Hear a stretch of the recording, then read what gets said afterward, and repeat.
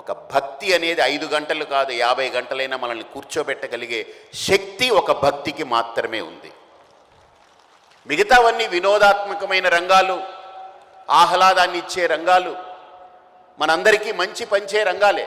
కానీ మనలో శక్తిని కలిగించి రగిలించి ఎన్ని గంటలైనా అలా నిలబెట్టుకోగలిగేటువంటి ఆ మంత్రం ఒక భక్తిలో ఉంది. అందుకనే మీరందరూ కూర్చుని ఈరోజు మంచిగా ఈ కార్యక్రమాలన్నీ ఆస్వాదించారు.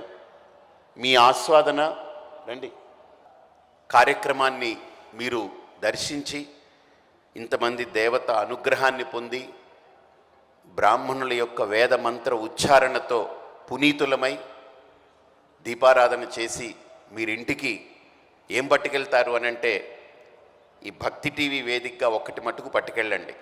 అంటే టేక్ హోమ్ అని ఉంటుంది కదా, ఏదో ఒకటి పట్టుకెళ్ళాలి ఇంటికి. అదేదో ఇక్కడ దొరికిన పూలో లేకపోతే దొరికినవన్నీ పట్టుకుపోవడం కాదు, ఈ వస్తువులు కాదు, మీరు ఇంటికి ఒక్కటి పట్టుకెళ్ళండి.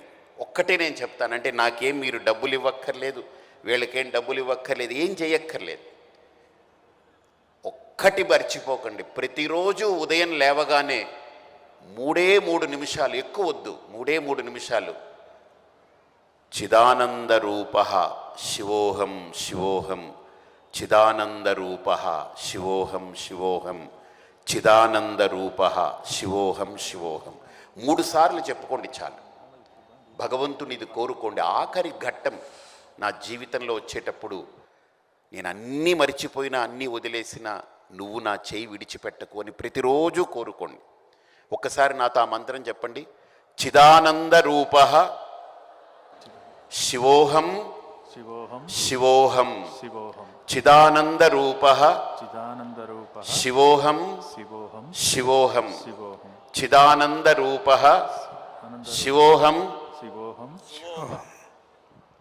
కాబట్టి మీరందరూ ఆ నామాన్ని 3 సార్లు ప్రతిరోజు ఉదయం, పెద్ద సమయం కూడా పట్టదు, దానికి ఖర్చు పెట్టక్కర్లేదు.